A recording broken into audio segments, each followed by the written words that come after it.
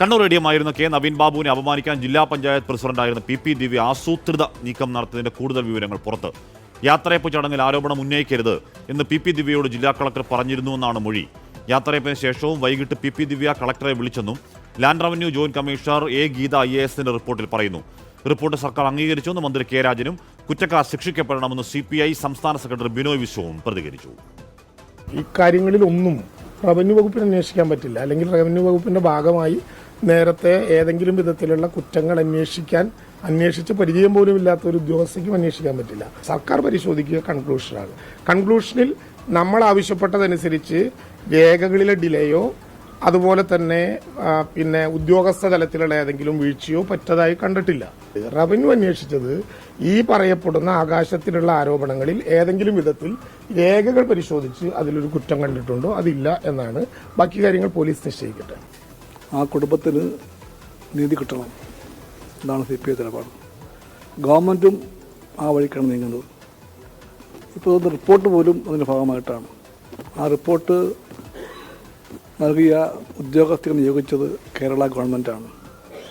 അത് കാണിക്കുന്നത് ഗവൺമെൻറ്റിന് ഇക്കാര്യത്തിലുള്ള ആത്മാർത്ഥതയാണ്. ആ വഴിക്ക് മുന്നോട്ട് പോകും. സത്യം പുറത്തു വരണം. ആരാണോ കുറ്റക്കാർ ശിക്ഷിക്കപ്പെടണം അവർ. വിവരങ്ങളുമായി ഉമേഷ് ബാലകൃഷ്ണൻ. ഉമേഷ്, ഒരു ഉദ്യോഗസ്ഥനെ ദ്രോഹിക്കാനുള്ള ഗൂഢാലോചനയുടെ വഞ്ചനയുടെ ഒരു പ്ലോട്ടാണെന്നും ആ പ്ലോട്ടിലേക്ക് അവിടുത്തെ ഒരു പ്രാദേശിക ചാനൽ പ്രതിനിധിയെ വിളിച്ചു വരുത്തുകയും അവരത് ചിത്രീകരിക്കുകയും ആ ചിത്രീകരിച്ച ദൃശ്യങ്ങൾ പലയിടത്തേക്ക് അയച്ചു കൊടുക്കുകയും ചെയ്തു എന്നൊക്കെയുള്ള നമുക്ക് നേരത്തെ അറിയാവുന്ന കാര്യമാണെങ്കിലും അല്ലെങ്കിൽ പറഞ്ഞു കേൾക്കുന്ന കാര്യമാണെങ്കിലും അതിനൊരു ഒഫീഷ്യൽ സ്വഭാവത്തിൽ അതൊരു സർക്കാർ സംവിധാനം അന്വേഷിച്ച് കണ്ടെത്തി അത് രേഖാപരമായി ഒഫീഷ്യൽ തെളിവാകുന്നു എന്നതാണ് ഈ റിപ്പോർട്ടിന്റെ പ്രത്യേകത, അല്ലേ ഉമേഷ്?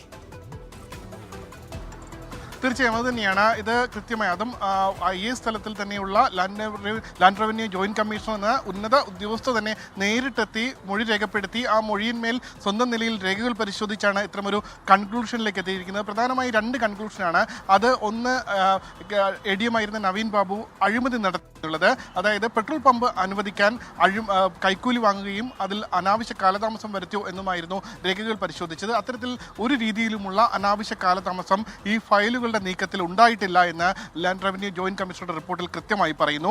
അഴിമതി നടത്തിയതിന് തെളിവുമില്ല എന്ന് ഈ റിപ്പോർട്ടിൽ പറയുന്നുണ്ട്. രണ്ടാമത്തെ കാര്യം, ഈ യാത്രയപ്പ് ചടങ്ങിലേക്ക് പി ദിവ്യയെ ക്ഷണിച്ചിട്ടാണ് പി ദിവ്യ എത്തിയത്. അതായത് ചില ഉദ്യോഗസ്ഥർ തന്നെ ക്ഷണിച്ചു എന്ന് പി ദിവ്യ മൊഴി നൽകിയിരുന്നു. അത്തരത്തിൽ ആരെങ്കിലും ക്ഷണിച്ചോ എന്നുള്ള കാര്യം പരിശോധിച്ചു. ഒരാളും പി ദിവ്യയെ ഈ പരിപാടിയിലേക്ക് ക്ഷണിച്ചിട്ടില്ല. അതുകൂടാതെ ഈ പരിപാടി തുടങ്ങുന്നതിന് മുൻപ് തന്നെ 4 തവണ ജില്ലാ കളക്ടറെയും ജില്ലാ കളക്ടറുടെ ഉദ്യോഗസ്ഥനെയും ജില്ലാ കളക്ടറുടെ PA അടക്കമുള്ള ഉദ്യോഗസ്ഥരുടെയും നേരിട്ട് പി ദിവ്യ സംസാരിച്ചു. ഒടുവിൽ ജില്ലാ കളക്ടർ ഏകദേശം 3:30 പി ദിവ്യയുമായി സംസാരിച്ചപ്പോൾ പറഞ്ഞത്, ഇത്തരത്തിൽ ആരോപണം ഉന്നയിക്കാനാണെങ്കിൽ അത് ഈ ഉചിതമായ വേദിയല്ല ഇത്, അതുകൊണ്ട് തന്നെ ഈ വേദിയിൽ ആരോപണം ഉന്നയിക്കരുതെന്ന് ഈ പരിപാടി തുടങ്ങുന്നതിന് തൊട്ട് മുൻപ് ജില്ലാ കളക്ടർ പി ദിവ്യ അറിയിക്കുകയും ചെയ്തു. ഇത്തരത്തിൽ ജില്ലാ കളക്ടർ കൂടി എതിർപ്പ് മറികടന്നുകൊണ്ടാണ് ആ പരിപാടിയിൽ ക്ഷണിക്കപ്പെടാതെ എത്തുകയും ഈ ആരോപണങ്ങൾ ഒരു തെളിവുമില്ലാതെ വിളിച്ചു പറയുകയും ചെയ്തത്.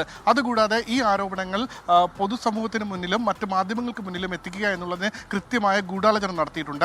അതിനുവേണ്ടി പ്രാദേശിക ന്യൂസ് ചാനലായ കണ്ണൂർ വിഷനിലെ പ്രവർത്തകരെ അവിടേക്ക് വിളിച്ചു വരുത്തിയത് പി ദിവ്യയാണ്. ഈ ദൃശ്യങ്ങൾ ഷൂട്ട് ചെയ്യാൻ പറഞ്ഞതും പി ദിവ്യയാണ്. ഒടുവിൽ ഈ ദൃശ്യങ്ങൾ ശേഖരിച്ചത് പി ദിവ്യ ശേഖരിക്കുകയും ചെയ്തു. അതായത് തൻ്റെ ആരോപണങ്ങൾ അടങ്ങുന്ന വീഡിയോ പി ദിവ്യയ്ക്ക് അയച്ചു കൊടുത്തു എന്നും കണ്ണൂർ വിഷനിലെ ജീവനക്കാർ പറയുന്നു. അതായത് ആസൂത്രിതമായി ഒരു ജീവനക്കാരനെതിരെ ഒരു തെളിവുമില്ലാത്ത ആരോപണങ്ങൾ ഒരു പൊതുസദസ്സിൽ വെച്ച് ഉന്നയിക്കുന്നു. അത് കൃത്യമായി വീഡിയോയിൽ ചിത്രീകരിച്ച് അദ്ദേഹത്തെ പൊതുസമൂഹത്തിന് മുന്നിൽ പൂർണ്ണമായി അപമാനിക്കുന്നു. അത് കൃത്യമായി ആസൂത്രണം ചെയ്ത് നടപ്പാക്കിയത് എന്നുള്ളതാണ് ഈ റിപ്പോർട്ടിലെ പ്രധാനമായ വിശദാംശങ്ങൾ. റിപ്പോർട്ട് പുറത്തു വന്നപ്പോഴാണ് ഇപ്പോൾ റവന്യൂ മന്ത്രിയുടെ എല്ലാം പ്രതികരണങ്ങൾ ഇപ്പോൾ വരുന്നത്. എന്തായാലും റിപ്പോർട്ട് സർക്കാർ അംഗീകരിച്ചു. സർക്കാർ പ്രധാനമായി പരിശോധിച്ചത്, റവന്യൂ വകുപ്പ് പ്രധാനമായി പരിശോധിച്ചത് ഏതെങ്കിലും രീതിയിലുള്ള അഴിമതി ആരോപണങ്ങൾ അതിലേതെങ്കിലും തെളിയിക്കാനുള്ള കാരണങ്ങൾ ഉണ്ടായിട്ടുണ്ടോ, ആരെങ്കിലും പി ദിവ്യ ക്ഷണിച്ചു വരുത്തിയിട്ടുണ്ടോ തുടങ്ങിയ കാര്യങ്ങളാണ്. എന്തായാലും നിലവിൽ അത്തരമൊരു നടപടി ഉണ്ടായിട്ടില്ല എന്ന് റിപ്പോർട്ടിൽ വ്യക്തമാക്കുന്നുവെന്ന് റവന്യൂ മന്ത്രിയും പറയുന്നു. ഒപ്പം CPI സംസ്ഥാന സെക്രട്ടറി ബിനോയ് വിശ്വം പറയുന്നത്, കൃത്യമായി കുറ്റക്കാർക്കെതിരെ നടപടി ഉണ്ടാകണം, ശിക്ഷിക്കപ്പെടണം എന്നുള്ള കാര്യം കൂടിയാണ്. എന്തായാലും കൂടുതൽ പിന്തുണ ഈ CPM സംസ്ഥാന സമ്മേളനം അടക്കം നടക്കുമ്പോഴെല്ലാം ചില പ്രതികരണങ്ങൾ പി ദിവ്യയ്ക്ക് അനുകൂലമായി വന്നിരുന്നു. എന്തായാലും അതെല്ലാം ആ പ്രതികരണങ്ങളെല്ലാം വെറും പ്രതികരണങ്ങൾ മാത്രമാണ്. കൃത്യമായി രേഖകൾ സംസാരിക്കുമ്പോൾ പി ദിവ്യയുടെ ഭാഗത്തു നിന്ന് കൃത്യമായ ആസൂത്രണം ഉണ്ടായി എന്നതിൻ്റെ തെളിവ് കൂടിയാണ് ഇപ്പോൾ പുറത്തു വന്നത്. ഉമേഷ് ബാലകൃഷ്ണനാണ് വാർത്തയുടെ വിവരങ്ങൾ നൽകിയത്. അതിൽ കൃത്യമായ ഗൂഢാലോചനയുണ്ട് എന്ന് തന്നെ അന്വേഷിച്ച് കണ്ടെത്തുകയാണ്. നേരത്തെ വിജിലൻസിന് എന്തോ പരാതി കൊടുത്തിരുന്നൊക്കെ പ്രശാന്ത് പറഞ്ഞായിരുന്നു. അങ്ങനെ ഒരു പരാതിയില്ല എന്നുള്ള കാര്യം നേരത്തെ തന്നെ സ്ഥിരീകരിക്കപ്പെട്ടതാണ്. അപ്പോൾ അതൊരു ഗൂഢാലോചന പാർട്ട് അന്വേഷിക്കേണ്ടത് റവന്യൂ വകുപ്പിൻ്റെ ജോലിയല്ല, അത് അന്വേഷിക്കേണ്ടത് ആഭ്യന്തര വകുപ്പും പോലീസും ഒക്കെയാണ്. അപ്പോൾ അതവർ ഈ സർക്കാരിന് തന്നെ ഒരു ഉന്നത അന്വേഷണ സംവിധാനം കണ്ടെത്തിയ ഈ കാര്യങ്ങളിൽ അന്വേഷിക്കുമോ എന്ന് നമുക്ക് കാത്തിരുന്ന് കാണാം.